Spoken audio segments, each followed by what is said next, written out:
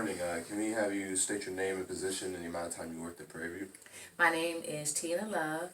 My position is administrator in the chemical department, chemical engineering department, and I've been at Prairie View for 5 years. State time 12. Alright, so we're just gonna ask you a few questions, so you just answer them to the best of your ability. If you can't answer it, then we can just move on. Okay, sure. Okay, so our first question is, what is your education background and which schools you have attended? I went to community colleges, Lone Star. I haven't went to a full university, so I've just completed at a community college, Lone Star. Are you originally from Texas? Like, did you grow up from here? I am originally from Texas. I'm from Brenham, down the street. Okay. Okay, so, what type of projects do you work on at Prairie View? With the student body, we work on student events, not necessarily certain projects. So we launch tutoring services, we launch mentor programs, we launch professor mentorship programs as well with the professors here. So that was the only projects that I have worked with is the student mentorship programs. Do you work with a specific age group of kids, like freshmen, sophomores, or is it all? We work with the freshmen partnership with them being mentors as they come in as freshmen. That's the target group, but it does go off into the other classifications as well. Alright, and what motivated you to become the dean? Well, that doesn't apply to me. I'm not the dean. I am administrator over the chemical engineering department. So I took a transfer from the dean's office, so I was on the dean's administration, but so now I just have one concentration instead of all of the whole college of engineering.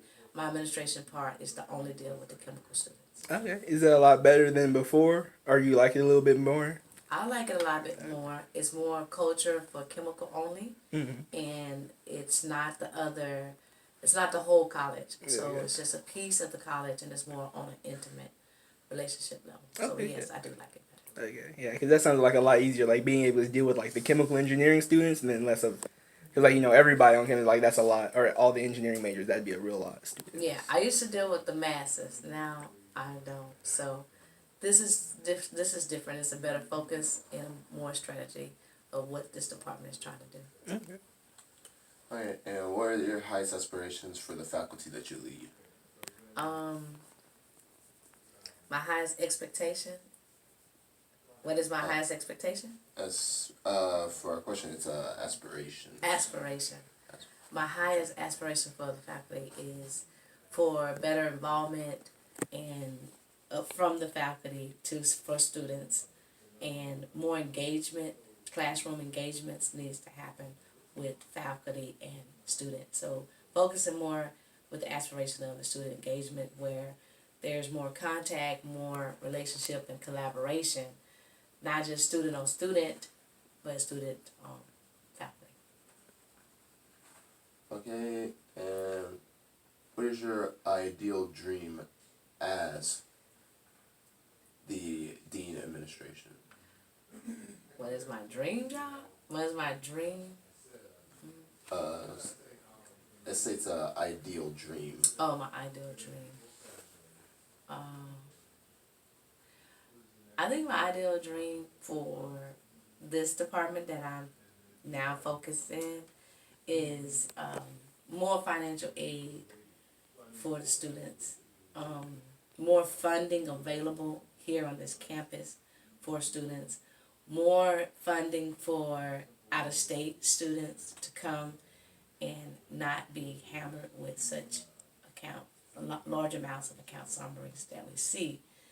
And so more funding, more research funding, and for the students, yeah, that would be the dream probably for this department.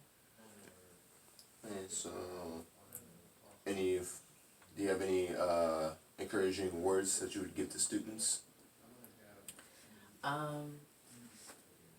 I have a lot of encouraging words, but it seems that word get out fast of, keep trying and never give up in this field. Because some cohorts have to go another year, go another semester, retakes classes.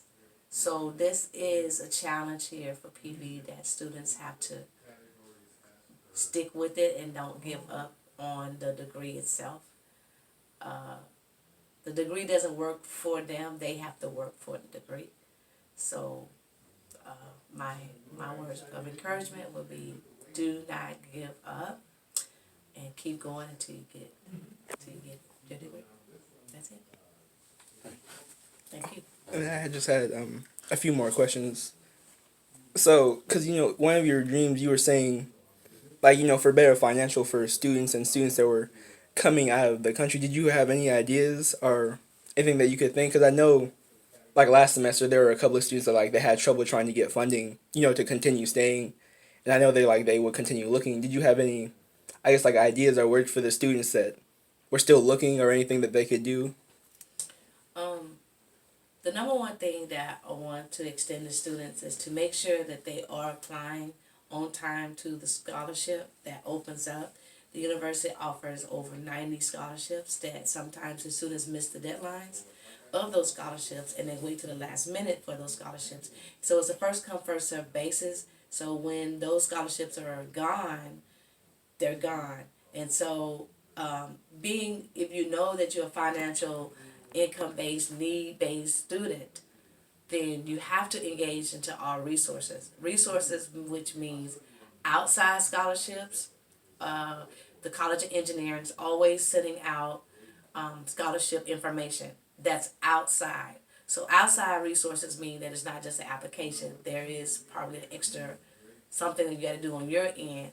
So that financial need student needs to play their part with applying, writing the essays, attending the workshops, or doing the extra things that will get them that scholarship, because once they get that scholarship on their account, it's going to be a big relief of the funding. And once you get a relief on funding, then you have a better semester to study and to move forward and not worry about if you can register for classes or how much your account summary is. So applying for scholarships for one in advance, and just continue to reach out for the resources that's outside. On PV, apply for the deadlines, but outside of PV, go for those outside sources. Take the challenges and go for those scholarships. Yeah. And then my final question was just, when you were growing up and you were in college and you were deciding for a job, did you know already what you wanted to be, that this is what you wanted to do? Or did it take a little, searching to figure out what you wanted? No, I think this is a default job for me. I've always worked with people all my life, so now I'm working with higher ed, which is student level based. That's better for me because I feel like at this time I have more to mentor on, pour into the students, more wisdom, more encouragement, to where when you're coming out of college, you may have a set of what you want to do, but as life goes on, you'll be put where you need to be. So what I have now is for this generation. So I know that it's by default, but I am where I'm supposed to be. Did you say your name one more time? And my name is Tina Love. Thank you so much for being with us today and answering all of our questions. Thank you.